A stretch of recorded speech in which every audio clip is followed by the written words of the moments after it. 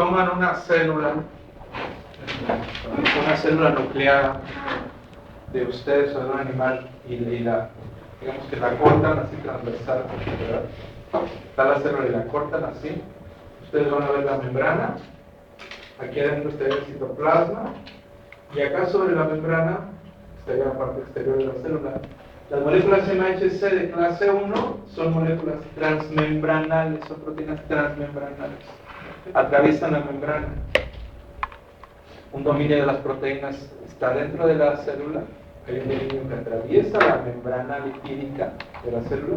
Y hay otro dominio muy grande que sale, que está en contacto con el exterior. Las moléculas MHC de clase 1 tienen dos cadenas, fíjense bien ustedes aquí. Tienen una sola cadena transmembranal, ¿verdad? Que se llama cadena alfa. Y tienen otra cadena que se llama beta 2 microglobulina, que está acá.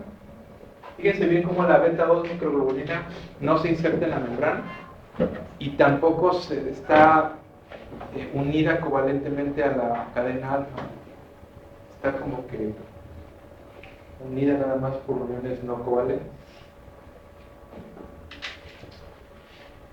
La cadena alfa es una proteína que es codificada por genes en las regiones A, B y C del HLA de humanos y K y D, L en el complejo MHC en ratones. Es muy polimórfica, quiere decir que hay varios alelos que codifican a esta cadena, ¿verdad? Mientras que la beta 2 microglobulina no se codifica por genes que están dentro del MHC, está de hecho en otro cromosoma y es muy similar en todos los individuos. Esa molécula como que nada más le sirve para darle estabilidad a la molécula MHC.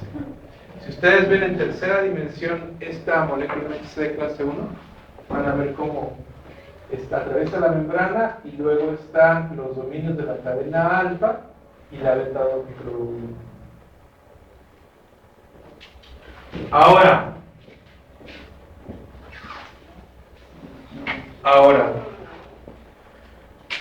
para que se exprese la molécula MHC de clase 1, forzosamente tiene que estar presentes la cadena alfa y la beta 2 microglobulina. No puede nada más expresarse la molécula MHC de clase 1 si hay una de las dos.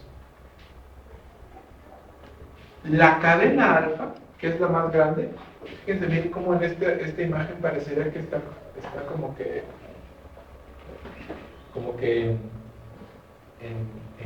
en grupos, como que la proteína se divide en secciones: verde, azul claro y azul oscuro, ¿verdad? Mientras que la beta 2 microglobulina está en rojo.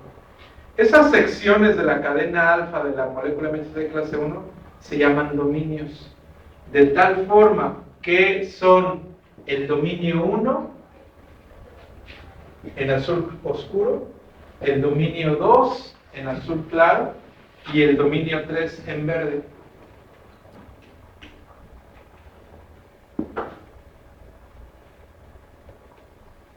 Aproximadamente miden por ahí de 90 aminoácidos cada uno de esos tres dominios.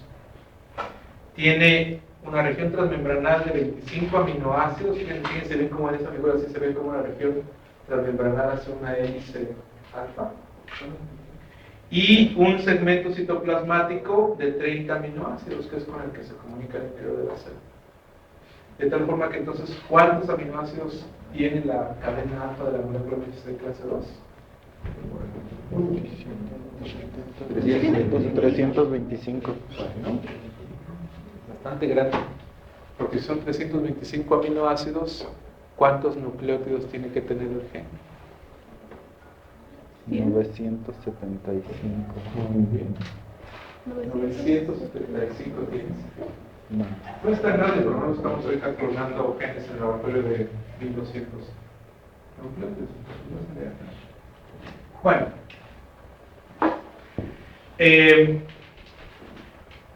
el dominio 3, me voy a regresar, el dominio 3 de la cadena alfa, que está en verde, fíjense cómo se parece mucho al dominio de la beta 2 microglobulina. O sea, como que pareciera que está en el mismo lugar haciendo la misma función, ¿no? Se parece. Ahora, ya habíamos dicho que la cadena beta, la beta 2 microglobular no tiene región transmembranal y no se une de forma covalente. Pero fíjense bien el dominio 1 y el dominio 2 de la cadena alfa. Fíjense bien cómo están formando una estructura medio rara. Parecería que están formando esto, ¿no? Como que un surco. Un surco así. Y ese surco, en realidad no lo están formando así, en realidad lo están formando así. Porque es la misma cadena que forma ese como surco. La misma cadena, una sola cadena. Y ese surco es muy importante, se llama hendidura de unión a péptido. Porque parece una hendidura. Y en las hendiduras, como ustedes saben, pues caben cosas, ¿no? En esta hendidura en especial caben pequeños péptidos de las proteínas de los patógenos. ¿Caben proteínas? Caben, ¿qué dije? Péptidos. Pequeños péptidos. ¿Qué más? De las proteínas patógenas. Muy bien. Caben pequeños péptidos de las proteínas de los patógenos.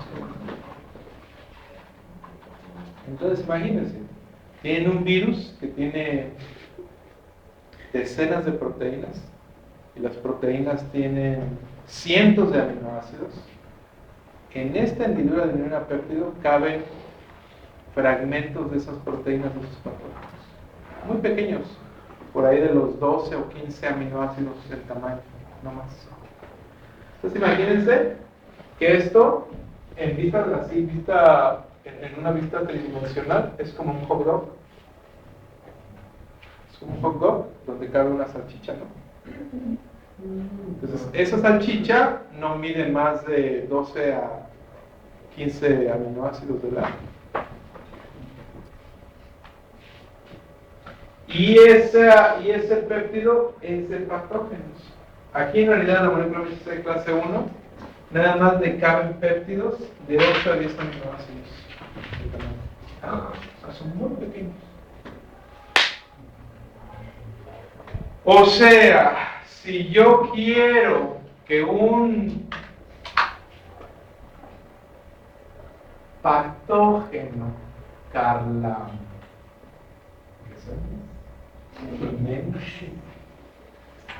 Jiménez, si yo quiero que un patógeno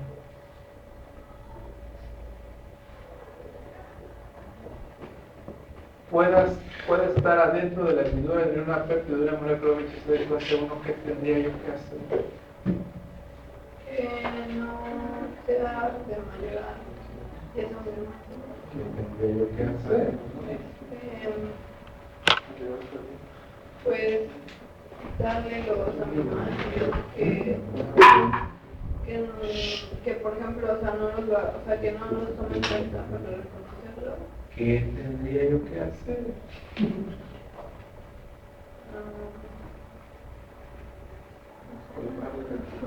¿Cómo se los quito?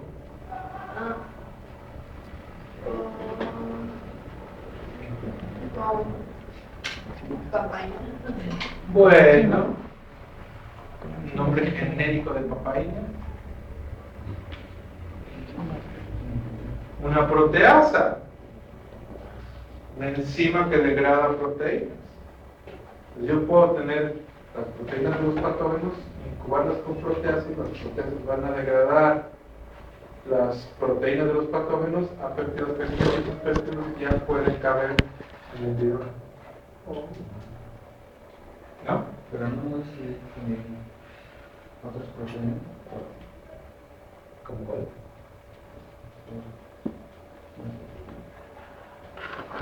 No sé. ¿Cuál fue su pregunta? Sí, no sé, es que Fuerte. yo iba a poner en jugar que así no sé, me imagino que toda la célula y los patógenos. El virus, que no es célula, incubo con proteasas. muy bien. Dijo que iba a degradar las proteínas de los patógenos que van a ser péptidas, entonces ¿No degradaría también otras cosas? ¿Y qué importa? Mientras degrade a péptidos de este tamaño, ¿no? ¿Diego? Bueno, Bueno.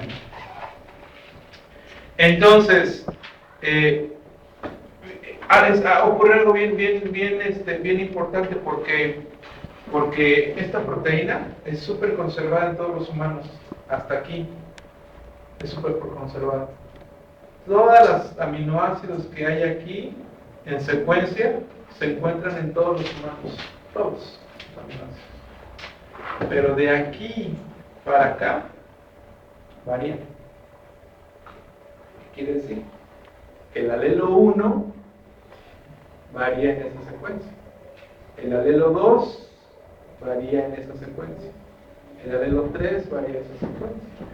De tal forma que el alelo 1 le caben 10 aminoácidos de una proteína. El alelo 2, como ya no tiene la misma secuencia de aminoácidos, ya no le cabe el mismo péptido que el alelo 1. Le cabe otro péptido. El alelo 3, que tiene otra secuencia, ya no le cabe el péptido 1 ni el 2. Le cabe otro péptido. Y el alelo 4 le cabe otro péptido que ya no es el 3, el 2 ni el 1. Así hasta 300 o 400 alelos que hay. ¿Qué significa eso?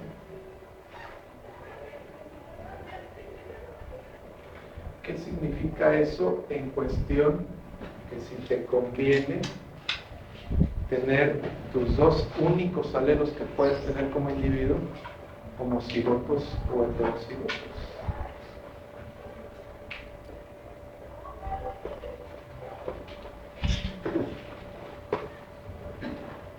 ¿Qué será de todo? Me dijeron todos que les convenía que fueran heterocigotos.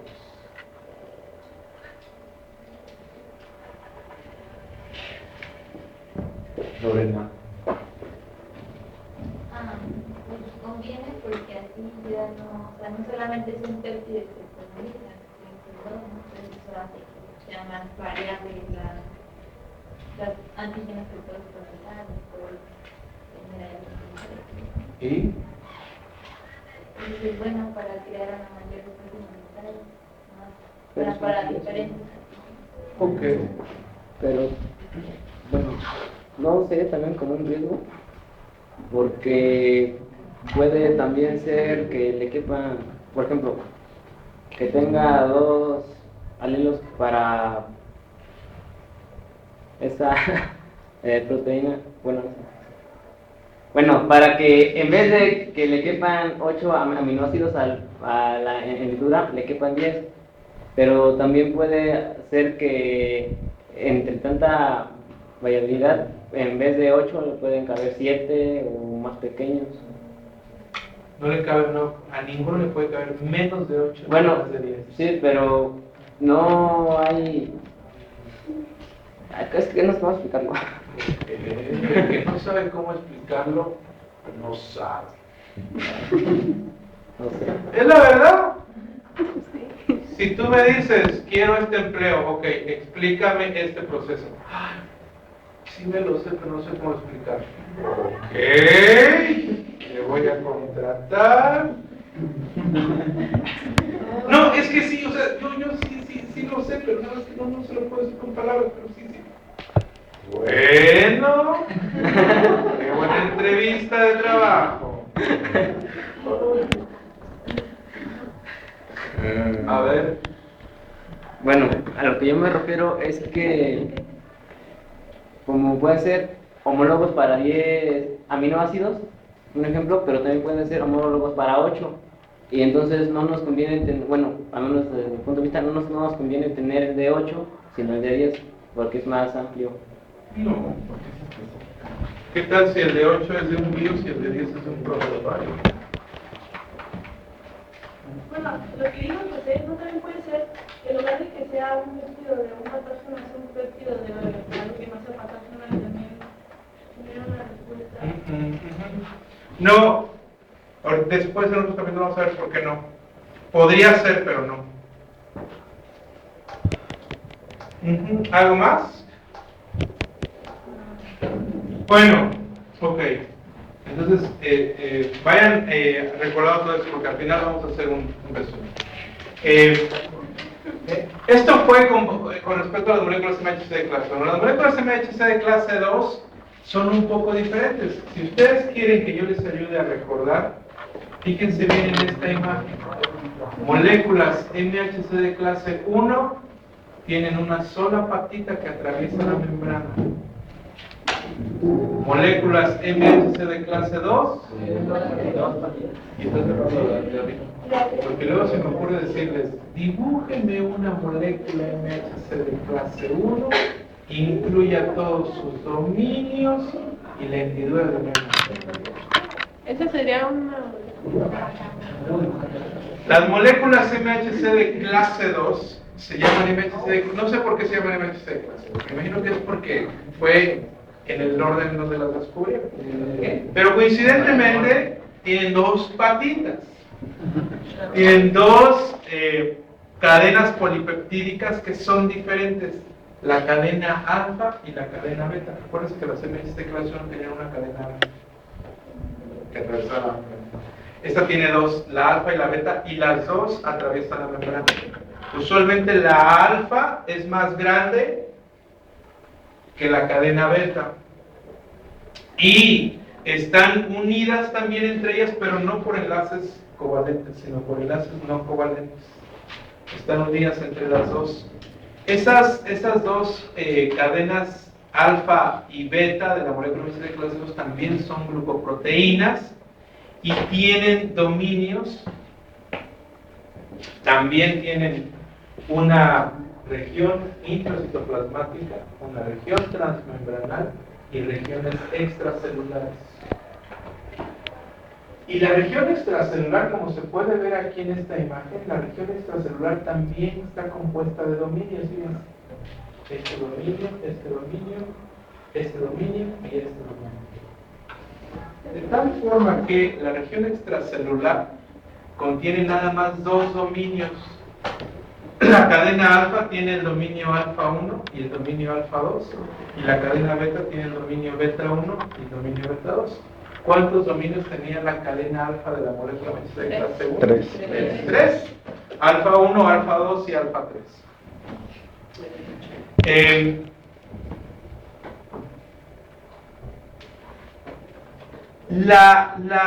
Aquí lo que en la molécula MHC de clase 1, el dominio 1 y el dominio 2 de la cadena alfa hacían el sitio de la hendidura de unión antígena.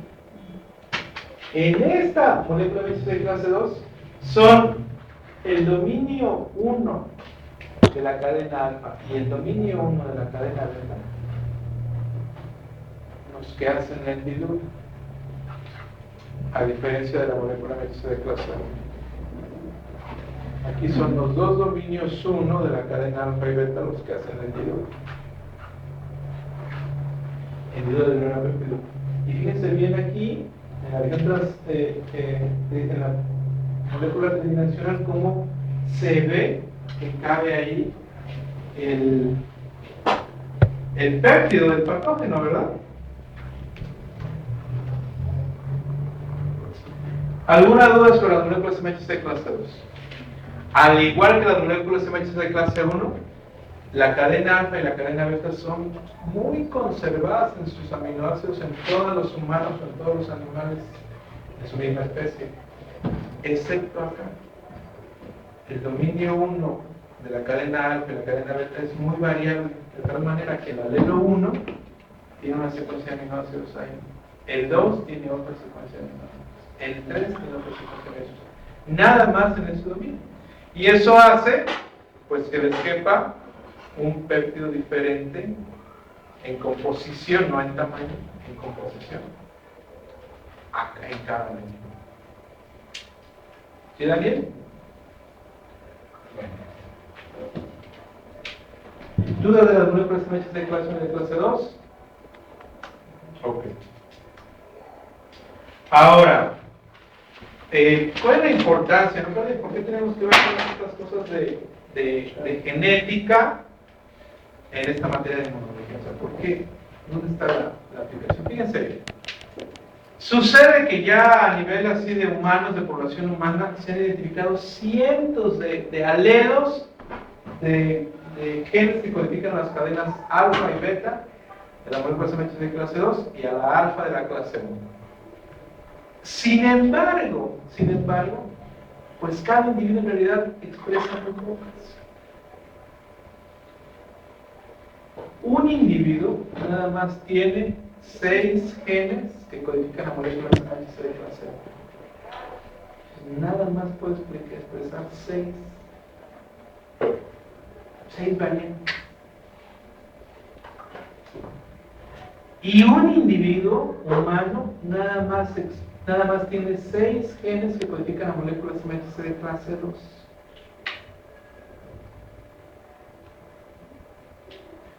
¿Qué significa eso, Rubén?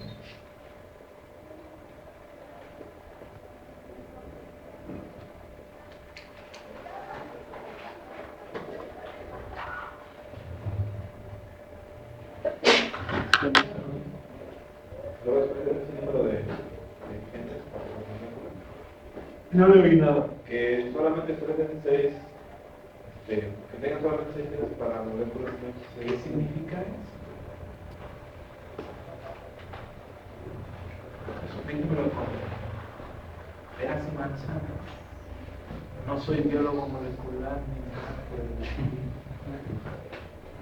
estilo. Soy su sobrinito de 4 años.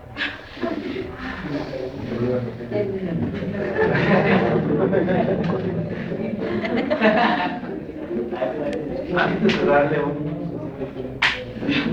sabe a su sobrinito de 4 años, explíquele.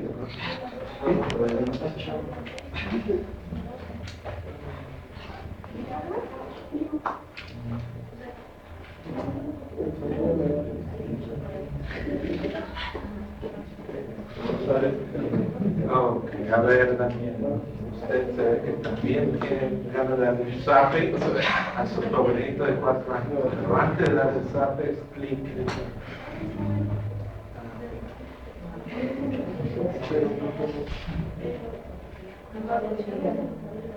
A ver, Pepito, mira, esta es una ceja y es redonda.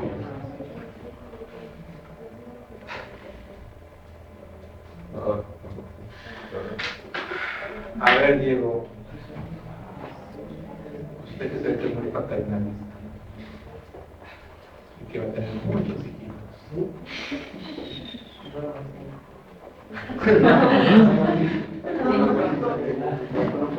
A ver, ahí está nuestra explicación.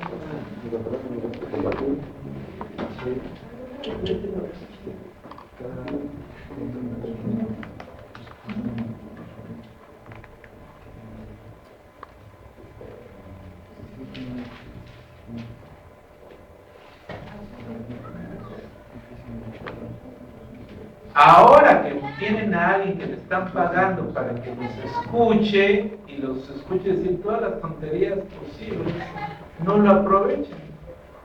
En 4 años no van a tener a nadie que los escuche y si dicen una tontería, hasta ahí se terminó la entrevista. A ver, Carla. ¿Puede ser una forma muy burda? A ver, es un sobrinito de 4 años.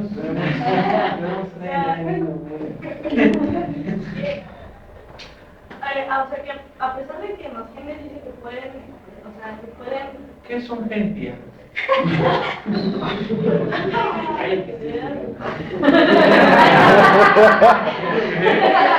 No, Pacho. Y a pesar que las características que te dan tus papi, que hay 2 clases de células que son las de MHC de clase 1 y clase 2, que solamente vas a obtener 6 MHC de clase 1 y 2 de la clase 2. Ok. No me convenció. No entendí que era MHC. Ni entendí. Bueno, Entonces, en una célula, nada más, o sea, en su cromosoma, en sus cromosomas nada más tienen 6 genes donde hay, que lo digan moléculas MHC de clase. Es decir, nada más pueden tener 6 diferentes variantes. Y las moléculas MHC de clase 2 nada más pueden tener 12 variantes. Nada. Pero entonces, ¿por qué? Es que ahí entra en conflicto porque la primera dice que hay muchas variantes. Hay muchas, claro, en una Pero población. solo puede tener. En una población, ¿cómo le hace un solo individuo? Fíjense, ¿cómo le hace un solo individuo, Daniel? Chamu. ¿Cómo le hace un solo individuo para reconocer tantos péptidos de antígenos, de patógenos y presentárselos a las células? Nada más tiene 6 MHC de clase 1 y 2 MHC de clase 2. Tienes más. No tienes más.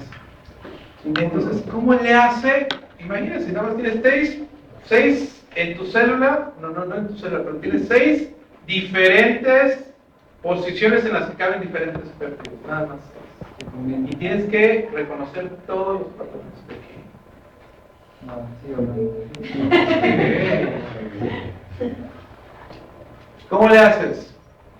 En realidad, a diferencia del anticuerpo, que cuando se une a su antígeno lo hace de forma tan específica que este anticuerpo ya no reconoce a otro antígeno que varía un poquito, las moléculas MHC de clase 1 y clase 2 no son tan específicas para el antígeno. ¿Qué quiere decir?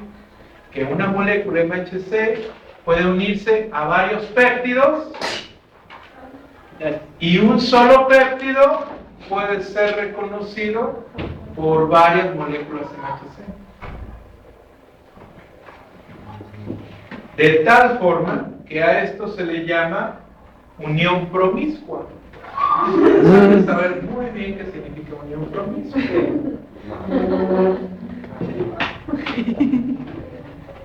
¿Verdad, Salvador?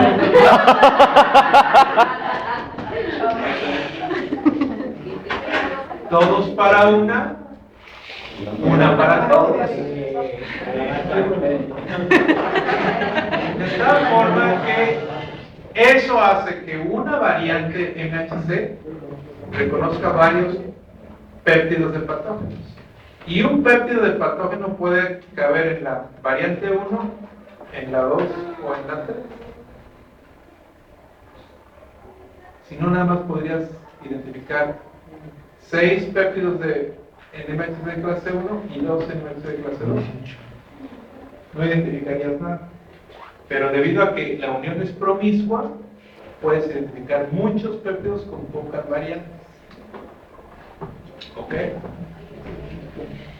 Eso es bien importante que lo entiendan, porque un anticuerpo, acuérdense que un anticuerpo se forma. O sea, ustedes pueden generar un anticuerpo. Si ustedes alguna vez en la vida van a África y se infectan con el virus del ébola, si resisten el ataque viral, pudiese ser que generen anticuerpos contra el virus del ébola que sus ancestros de ustedes jamás han visto, jamás en la vida han visto. ¿Lo pueden generar? Claro, a menos de que vengan del África. ¿Quién sabe? Pero las moléculas MHC de clase 1 y 2 no. Ellas no pueden generar, ustedes no pueden generar moléculas MHC de clase 1 y 2 si no tienen una que reconozcan ustedes. ¿Por qué? Porque son heredadas. Las que desheredaron su padre y las que desheredó su madre son las únicas que tienen.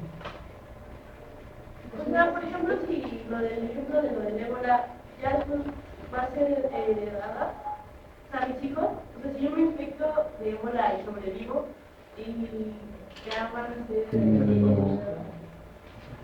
¿Qué va a ser heredado? Bueno,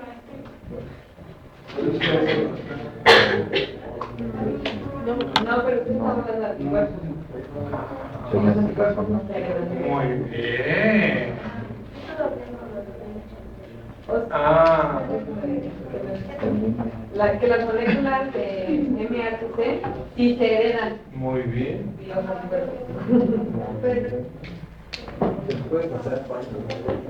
Pero no vas a... Ella se refiere a que se supone que las MHC pueden heredar, o no se pueden generar como los anticuerpos. Entonces, si se ponen a este virus o lo que sea ébola, y resiste esa enfermedad y todo eso, va a tener moléculas nuevas de MHC. El MHC no varía. Entonces, Ajá. ¿a qué se refiere usted con esto? O sea, usted habla de anticuerpos normales. Ajá. Nada. Bueno, las moléculas MHC se heredan. Las que ustedes tienen fueron heredadas por sus padres. No pueden jamás en la vida crear una nueva. Y nada más le van a pasar a su descendencia las que ustedes tienen, bueno, la mitad de las que ustedes tienen. No van a pasarle ni una diferente de las que no tengan. ¿Sí queda claro? Esto es precisamente por ese ejemplo que dice Carla, fíjense bien. Si ustedes no tienen en su genoma una variante de molécula MHC de clase 1 a la cual le quepa un péptido del virus del ébola, nunca van a poder montar una respuesta inmunológica contra el virus del ébola. Nunca. Porque no tienen en su genoma la capacidad de generar una variante contra ese virus. Se van a morir. Punto. Muertos. Bien muertos. No resucitan. Déjame terminar. Eso es muy importante. Eso es muy importante porque si en esta población aquí, en este momento, no hay nadie que tenga una variante MHC a la cual le quepa un péptido de la nueva variante del virus de influenza que se va a generar en 1 o 2 años, como predicen, no van a vivir. No van a vivir, punto. Se van a morir todos, excepto yo. Todos. Pero uno se Yo soy acaba el en maestro. diciembre. Pero si hay uno aquí que sobrevivió, por ejemplo yo. O yo. Si hay uno que sobrevivió, esa persona, cuando tenga descendencia, bueno, yo soy madre. Diego, que se ve que sí va a tener muchos hijitos. Diego. Si Diego sobrevive, entonces los hijos de Diego van a heredar los alelos MHC que sí identifican ese patógeno. ¿Sí? Y entonces la población de la siguiente generación se va a llenar de descendientes de Diego que van a sobrevivir todos al nuevo virus de influenza. La pregunta novia. Sí, novio. Salve. Profesor. Pero así en orden. Carla. No, tiene como una ministeria, podía lo de ébola que si no, nunca había cortado y que supiera, pero de todas maneras, no pasa nada, no puede dar nada.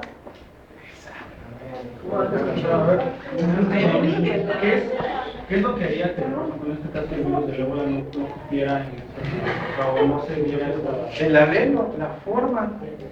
Porque es como un hot dog, pero no es un hot dog cualquiera.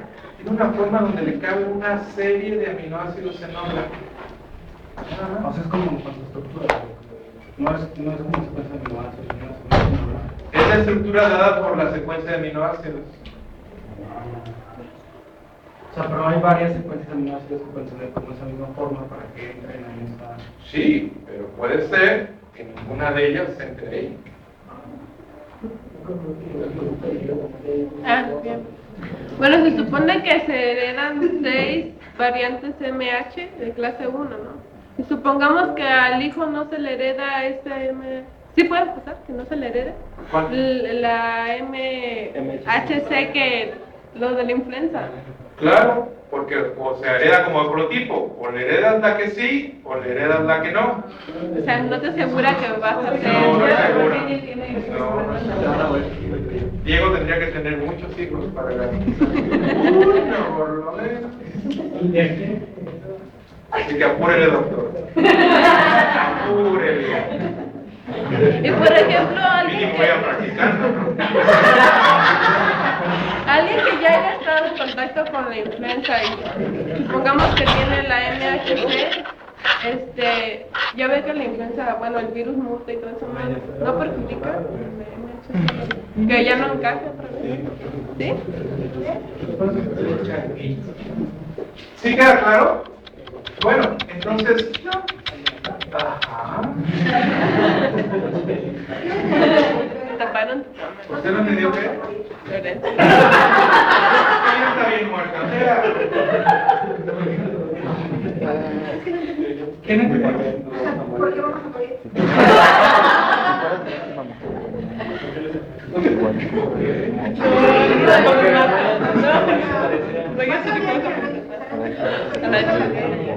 Sí,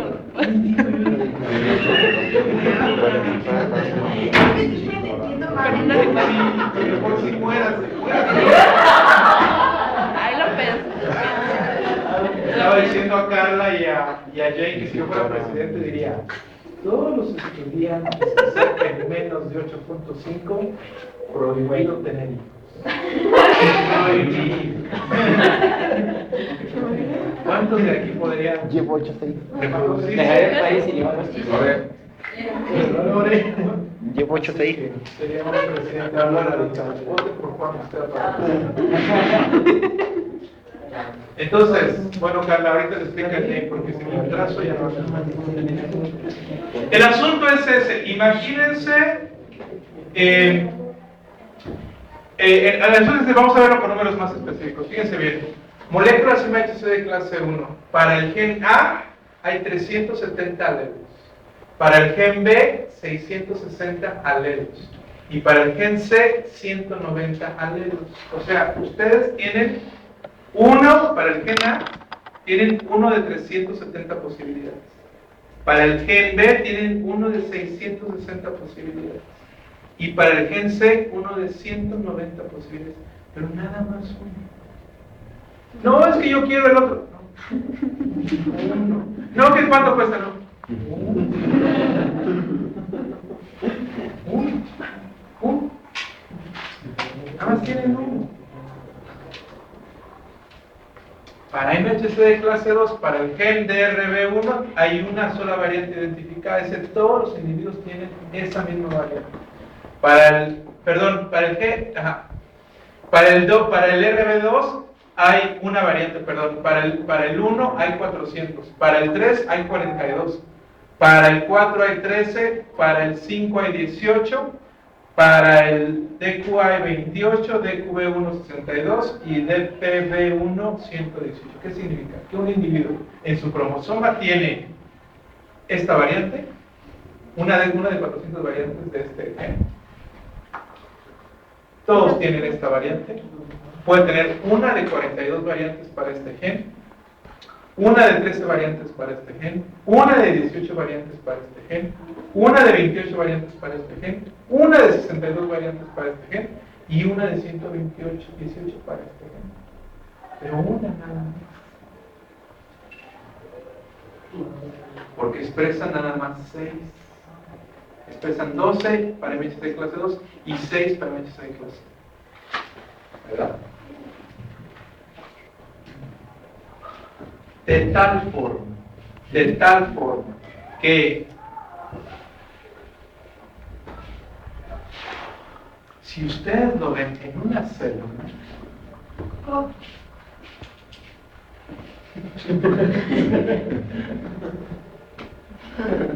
si ustedes lo ven en una célula, en una célula de ustedes, que cada célula nucleada tiene, ¿verdad?, el haplotipo materno y el haplotipo paterno para MHC. La célula, como la expresión es codominante, expresa todas las variantes, los dos alelos que tienen para cada gen. Por ejemplo, en las moléculas MHC de clase 1, ¿verdad?, expresarían la molécula K con la variante K, la molécula K con la variante D. O bien, y también expresarían la molécula D con la variante K y la molécula D con la variante D. Y expresarían la molécula L con la variante K y la molécula L con la variante D. Mientras que para las moléculas MHC de clase 2 es un poco más complicado, porque expresarían la variante IE alfa K, beta K, ¿verdad? La variante IE alfa D, beta D, la variante IE alfa K, beta D y la variante IE alfa D, beta K. También expresarían la variante IE alfa K, beta K, IE alfa D, beta D, y las variantes IE alfa K, beta D e IE alfa D, beta K.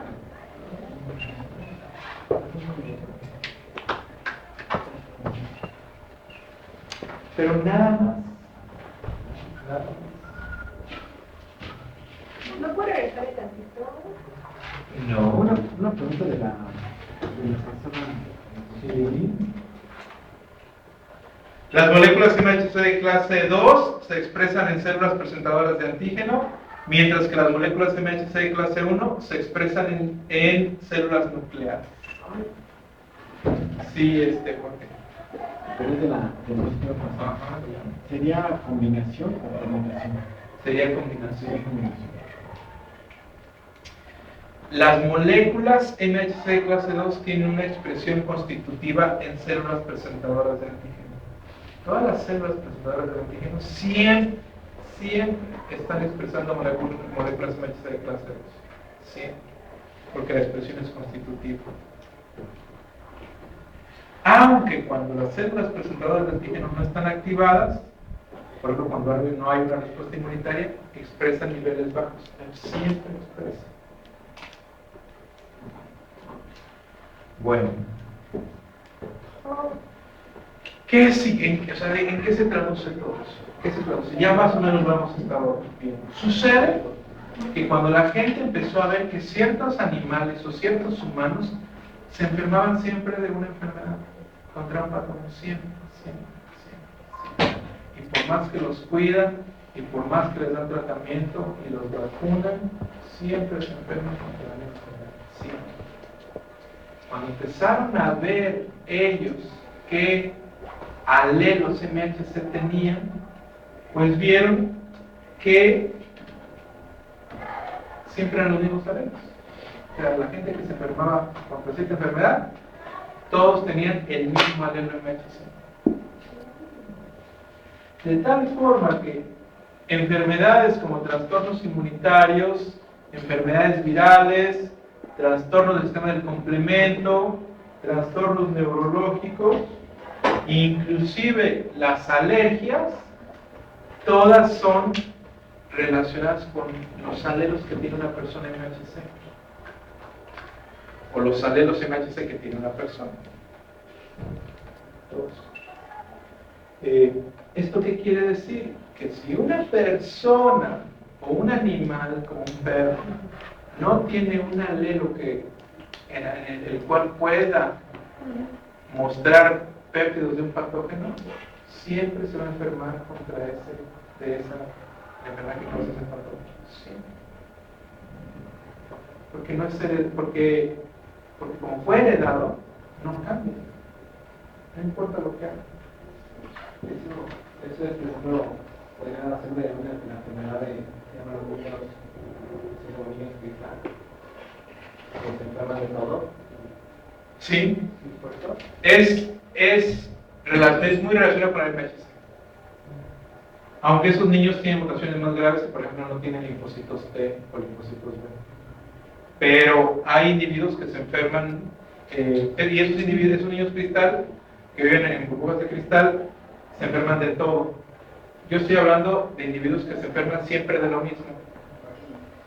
No de todo. Como el asma. Ajá. Sí. Bueno, ya voy a terminar muchachos, pero déjenme decirles algo. El haber variación en la capacidad del antígeno procesado influye en cómo se presenta el antígeno. Eso lo vamos a ver en la próxima clase, pero si un patógeno, imagínense, si un patógeno se fagocita por una célula, se degrada y no puede sus péptidos ser presentados en una molécula MHC, pues no va a haber respuesta.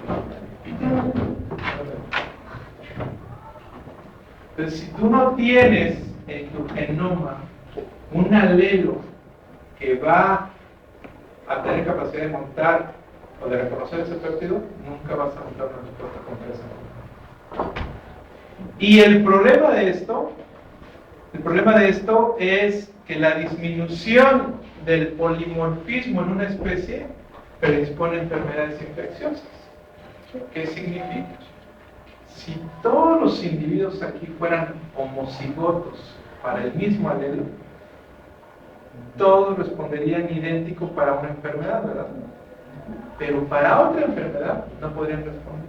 Te llega una enfermedad y nos... Llega una enfermedad y nos carga a todos, ¿no? Así es. Se habría una enfermedad para la cual nadie podría responder.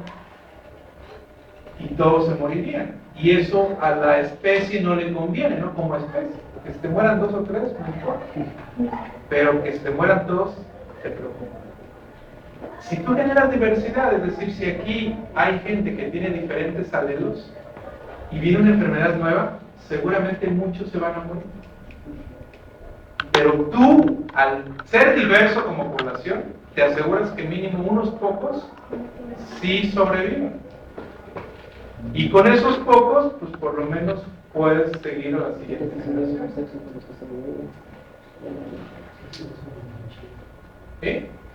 Cuando tú entrecruzas a muchos animales, entre ellos y los cruzas entre los parientes y los parientes y los parientes y los parientes, generas animales homocigotos para muchos genes, incluyendo el MHC. Y son animales usualmente muy delicados a responder a enfermedades porque no tienen variación genética, como los perros de cruz, como los perros de raza, o los caballos de raza, o los cerdos, o las vacas lecheras, o los bovinos de carne, o las gallinas de postura, que son tan seleccionadas genéticamente y tan cruzadas entre ellas, que son muy débiles para responder a los patógenos. Por eso dicen eso de que todos los perros de raza. Claro. No, los perros de la calle. Claro. Porque son muy diversos. Tienen mucha diversidad entre ellos. Todos sus alelos son muy diversos. Y entonces, hace mucho se decía, ¿no? En África, no sé si ustedes supieron la historia del chita, pero en África había chita en todo África. Y fueron exterminando poblaciones de acá, y se quedó un núcleo muy cerrado. Y ese núcleo se distribuyó a diferentes zoológicos de diferentes partes del mundo. Y como ya vieron que la población era muy reducida, intentaron pues reproducirlos. Pero luego se dieron cuenta pues que eran todos del mismo origen genético y todos, y no hay variación entre ellos. Entonces son muy susceptibles a enfermedades virales como el parvovirus los mata. Se pueden defender porque no hay variación alélica en la población tan reducida. Pues por eso se dice que el chita, por ejemplo, es una especie que se va a extinguir dentro de poco porque no hay variación. No hay forma de que recetan enfermedades. Porque es un núcleo tan pequeño, todos con las pocas variantes que no les permiten defenderse de enfermedades. Y sería muy difícil encontrar. ¿Perdón? Es muy difícil encontrar este alelo específico, o sea, un chico. ¿Cómo lo generas? Porque eso solo se hereda. Pero si uno, Si hubiera uno jamás identificado en Alaska, Puede ser. De blanco.